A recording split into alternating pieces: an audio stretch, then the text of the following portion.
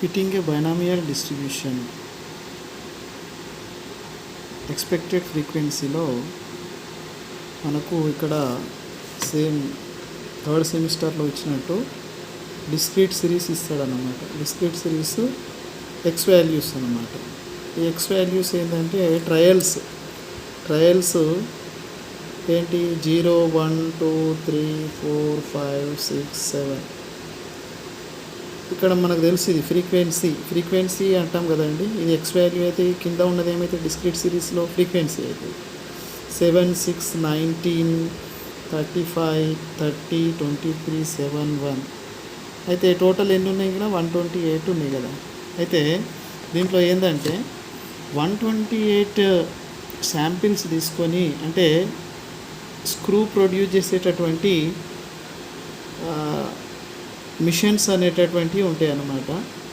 The screw produced by a certain machine were checked by examine samples of 128. The following table showing the distribution of 128 samples according to the number of defective item they contain. Okay, so ఇక్కడ screw తయారు చేసేటటువంటి మిషన్స్లో defective ఎన్ని ఉన్నాయి అనే దాన్ని చూసినట్టయితే samples ఇక్కడ మొత్తము 128 శాంపిల్స్ తీసుకున్నారు.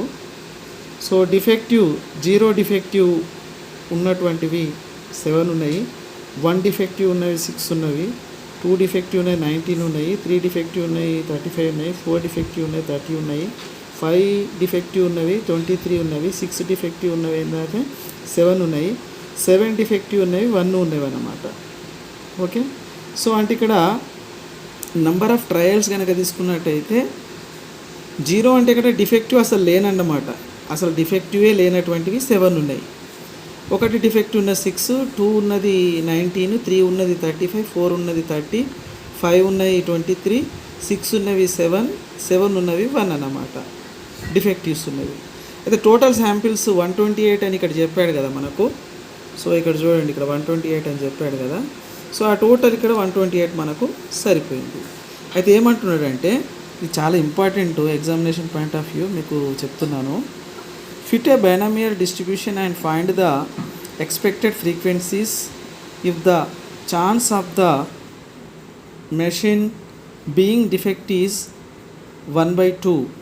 అంటే ఇక్కడ మనకు లెక్కలో డిఫెక్టివ్స్ అని ఇచ్చాడు కదా, ఇక్కడ డిఫెక్టివ్ ఈజ్ 1/2 అన్నాడు. అంటే ఏమన్నమాట, సో బెర్నౌలీ చెప్పిన దాంట్లో ఏముంటుంది, ముఖ్యంగా ఎన్ వాల్యూ ఉంటుంది, తర్వాత పి వాల్యూ ఉంటుంది, క్యూ వాల్యూ ఉంటుంది, అదేవిధంగా ఆర్ వాల్యూ ఉంటుంది అన్నమాట. ఎన్ వాల్యూ అంటే ఏంటంటే మనం ఏమంటామంటే నెంబర్ ఆఫ్ ట్రయల్స్ అని అంటాం. ఆర్ అనేది ఏంటంటే ఇక్కడ సక్సెస్ అంటే ఇక్కడ డిఫెక్టివ్స్ అని చెప్పాడు. అంటే ఎక్స్పెరిమెంట్లో వాళ్ళు ఏం ఫైండ్ అవుట్ చేశారో దాన్ని మనం ఏమంటామంటే ఆర్ అని అంటాం. సో ఎక్స్పెరిమెంట్లో వాళ్ళు ఏం ఫైండ్ అవుట్ చేశారు, 0 అని ఒకసారి ఫైండ్ అవుట్ చేశారు డిఫెక్టివ్ ఉన్నది, 1 అని, 2 అని, 3 అని, 4 అని, 5 అని, 6 అని, 7 అని చేశారు. అంటే ఇక్కడ ఆర్ వాల్యూస్ అనేవి ఎలా ఉన్నాయంటే 0, 1, 2, 3, 4, 5, 6, 7 ఆర్ వాల్యూస్ ఉన్నాయన్నమాట. రైట్. అయితే ఎన్ అనేది number of trials. So number of trials ఎన్ని చేశారు, టోటల్ శాంపిల్స్ తీసుకున్నది 128. ఇక్కడ కూడా చెప్పాడు 128. కానీ వాళ్ళు ట్రయల్స్ ఎన్ని చేశారు అంటే ఇక్కడ మనకు 0తో సంబంధం లేకుండా డిఫెక్టివ్స్తోనే తీసుకున్నట్టయితే ఎన్ని ట్రయల్స్ 1 2 3 4 5 6 7 ట్రయల్స్ చేశారు. కాబట్టి ఎన్ వాల్యూ ఎంత అవుతుందన్నమాట, నెంబర్ ఆఫ్ ట్రయల్స్ అనేవి 7 అవుతాయి. పి అనేటటువంటిది ఏమవుతుందంటే ఇక్కడ పి వాల్యూ అనేది ఏమవుతుందంటే ఇక్కడ డిఫెక్టివ్ ఏవైతే ఇచ్చాడో సో దాన్ని మనం పి వాల్యూగా తీసుకుంటాం అన్నమాట. అంటే ఇక్కడ ప్రాబబిలిటీ వాల్యూ లెక్కలో ఇచ్చాడు చూడండి, 1/2 అని చెప్పాడు. సో ఇంతకుముందు నేను ప్రీవియస్ ఎగ్జాంపుల్లో కూడా చెప్పాను, హెడ్ టెయిల్ అని అంటే అక్కడ ఛాన్స్ అనేది 1/2 ఉంటుంది అని చెప్పాము కదా. సో అట్లనే ఈ మెషినరీలో కూడా స్క్రూ ప్రొడ్యూస్ చేసినట్టయితే డిఫెక్టివ్ ఉండేటటువంటిది 50% డిఫెక్టివ్ ఉండేటటువంటి ప్రాబబిలిటీ ఉంటుంది, ఛాన్స్ ఉంటుంది అని చెప్పారన్నమాట. అంటే ఈ డిఫెక్టివ్ పి అనేది ఎంత అన్నమాట, 1/2 అన్నమాట. క్యూ అనేది ఎంత, 1 మైనస్ పి. అంటే ఏమవుతుంది, 1 మైనస్ 1/2 ఈజ్ ఈక్వల్ టు 1/2 అవుతుంది అనమాట. అంటే the Q become 1/2. So P అనేది 1/2, అదేవిధంగా క్యూ అనేది కూడా 1/2 అన్నమాట. ఇక్కడ మనకు బెర్నౌలీ ఏం చెప్పాడంటే, బెర్నౌలీ ప్రాసెస్లో ఏముంటుంది, సో ఇంతకుముందు ఎగ్జాంపుల్లో మనం చెప్పాము ఏమనంటే, బెర్నౌలీ ప్రాసెస్లో ఏముంటుందంటే, సో ఎన్సిఆర్ తెలుసు మనకు, ఎన్ అంటే నెంబర్ ఆఫ్ ట్రయల్స్, ఆర్ అంటే సో వాళ్ళు తీసుకున్నటువంటి ఎక్స్ వాల్యూ ఏదైతే ఉంటుందో అదే అన్నమాట. ఓకే, సో ఇది ఎన్ అనేటటువంటిది నెంబర్ ఆఫ్ ట్రయల్స్, ఆర్ అనేటటువంటిది ఇక్కడ చెప్పాను కదా 0 to 7, 0 ఒకసారి 1 2 3 4 5 6 7. ఓకే, అయితే into P to the power of R and Q to the power of, ఇక్కడ ఎన్ ఉంది, ఆర్ ఉంది, ఎన్ మైనస్ ఆర్. ఓకే, ఇది బెర్నౌలీ ప్రాసెస్లో మనకు చెప్పారు. అంటే ఇప్పుడు చూడండి, ఇక్కడ మనకు ఫ్రీక్వెన్సీ అనేది కనిపిస్తుంది చూడండి. మనము 3rd సెమిస్టర్లో చెప్పాము కదా, ఇది ఎక్స్ వాల్యూ అయితే ఏమవుతుంది, దీని కింద ఉన్నది ఏమవుతుంది, ఫ్రీక్వెన్సీ ఎఫ్ అవుతుంది అన్నమాట. ఇక్కడ ఇచ్చిన ఫ్రీక్వెన్సీ ఏంటంటే 128 శాంపిల్స్లో మనకు వచ్చినటువంటి ఫ్రీక్వెన్సీస్ అన్నమాట. 0 7 times, 1 6 times, 2 19 times, 3 35 times, 4 30 times, 5 23 times, 6 అనేది 7 times, 7 అనేది 1 time. టోటల్ ఎంత, 128 సరిపోయింది. శాంపిల్ కూడా 128 అనేది ఇక్కడ సరిపోయింది అన్నమాట.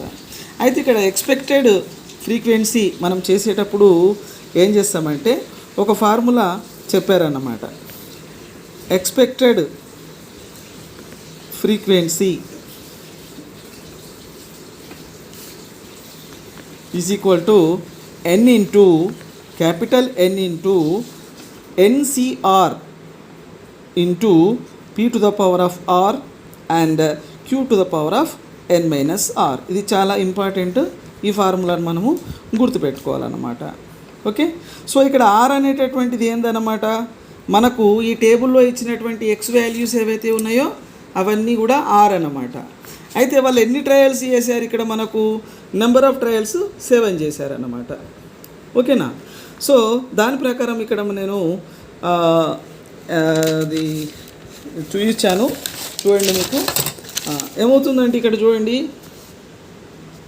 రైట్, ఒకసారి చూడండి. Let the occurrence of a defective screw be a success, thus P is equal to 1/2. ఇది లెక్కలో ఇచ్చాడు 1/2 అనేటటువంటిది. సక్సెస్ అంటే డిఫెక్టివ్ స్క్రూస్ ఏవైతే ఉంటాయో దాన్ని ప్రొడ్యూస్ చేసే మిషన్స్ ఉండే ఛాన్స్ ఎంత ఉంటుంది, 1/2 ఉంటుంది అన్నమాట. ఇప్పుడు పి 1/2 అయితే క్యూ ఏమవుతుంది, Q is equal to 1 minus P అనమాట. అంటే 1 మైనస్ 1/2 ఈజ్ ఈక్వల్ టు 1/2 అనేది వస్తుంది. So n is equal to 7 చెప్పాను కదా, number of trials. So r is taken values 0 1 2 3 4 5 6 and 7. So n అనేది ఏంటంటే నెంబర్ ఆఫ్ శాంపిల్స్ ఎంత, 128 ఉన్నదన్నమాట. ఇప్పుడు మనము ఇక్కడ ఎక్స్పెక్టెడ్ ఫ్రీక్వెన్సీ ఆల్రెడీ చూడండి, ఇక్కడ మనకు అబ్జర్వ్డ్ ఫ్రీక్వెన్సీ అనేది లెక్కలో ఇచ్చాడు.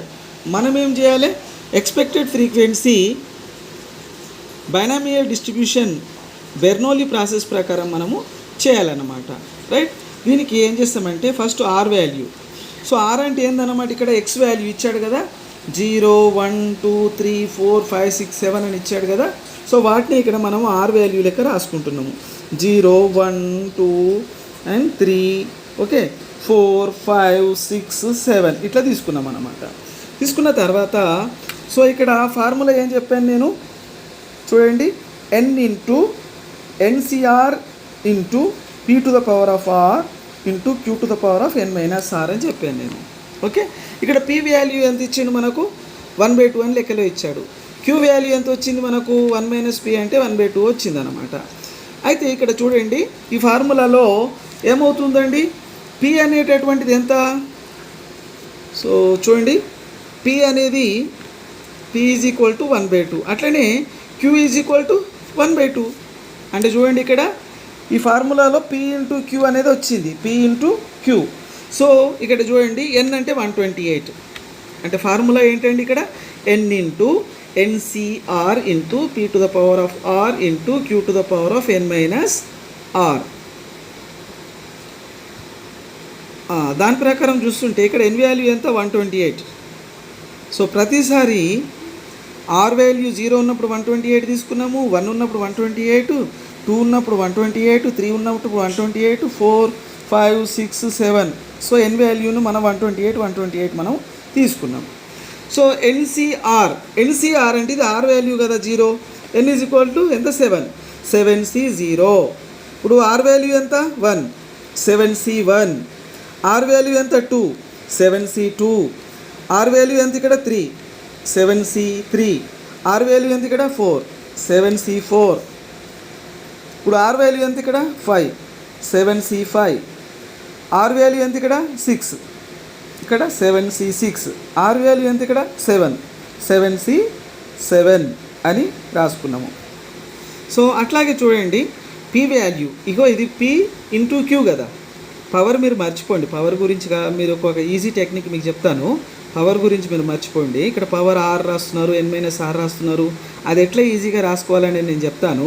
సో పి అనేది ఎంత 1/2, క్యూ అనేది ఎంత 1/2. ఇక్కడ చూడండి 7C0 ఇంటూ 1/2 ఇంటూ 1/2, పవర్ మర్చిపోండి మీరు ఓకే. 1/2 ఇంటూ 1/2. ఇక్కడ కూడా P 1/2, Q 1/2, P into Q, P 1/2, Q 1/2. ఇక్కడ కూడా చూడండి పి 1/2, క్యూ 1/2. అలాగే P 1/2, Q 1/2, P 1/2, Q 1/2, P 1/2, Q 1/2 మనము రాసుకున్నాం అన్నమాట. అయితే ఇక్కడ పవర్ రాసేటప్పుడు ఏం చేయాలంటే మనము ఒక టెక్నిక్ ఏంటంటే, సో ఇప్పుడు నెంబర్ ఆఫ్ ట్రయల్స్ ఎంత ఉన్నది 7 ఉన్నాయి కదా, ఎన్ ఈజ్ ఈక్వల్ 7 కదా. సో ఇక్కడ 0 + 7 ఎంత 7. ఒక టెక్నిక్ 0 కాగానే నెక్స్ట్ దానికి ఏంది 1, 2 చూడండి 2, తర్వాత ఏంది 3, తర్వాత ఏంది 4, తర్వాత 5, తర్వాత 6, తర్వాత 7. ఇట్లా మనము పీకి పవర్స్ రాసుకుంటాం. ఇప్పుడు క్యూకు పవర్స్ ఎట్లా రాయాలంటే రివర్సు, ఇగో 0, 1, 2, 3, 4, 5, 6, 7. చూడండి సరిపోయిందా. 7 + 0 ఎంత 7, ఓకే. 6 + 1 ఎంత 7, 5 + 2 ఎంత 7, 4 + 3 ఎంత 7, 3 + 4 ఎంత 7, 5 + 2 + 5 ఎంత 7. అట్లనే 1 + 6 ఎంత 7, 0 + 7 ఎంత 7. సరిపోయిందా. సో ఇట్లా మనము పవర్స్ రాసుకోవాలన్నమాట. రాసుకున్న తర్వాత మనం ఏం చేస్తామంటే ఇప్పుడు ఒక్కొక్క దాన్ని ఈజ్ ఈక్వల్ టు 128కు 128 రాసినాము. రాసిన తర్వాత ఏం చేస్తామంటే ఇక్కడ 1/2 దీన్ని ఏమంటారంటే బేస్ అంటారు. ఇక్కడ 1/2 ఉంది, ఇక్కడ 1/2 ఉంది. కాబట్టి సో బేస్ అనేది సేమ్ ఉంటే ఈ పవర్స్ ఏవైతే ఉన్నాయో పవర్స్ రెండింటిని మనం ఏం చేయాలి, యాడ్ చేయాలి. 7 + 0 ఏమవుతుంది 7 అవుతుంది. 1/2 టు ద పవర్ ఆఫ్ 7 అన్నమాట. కన్ఫ్యూజ్ కావద్దు.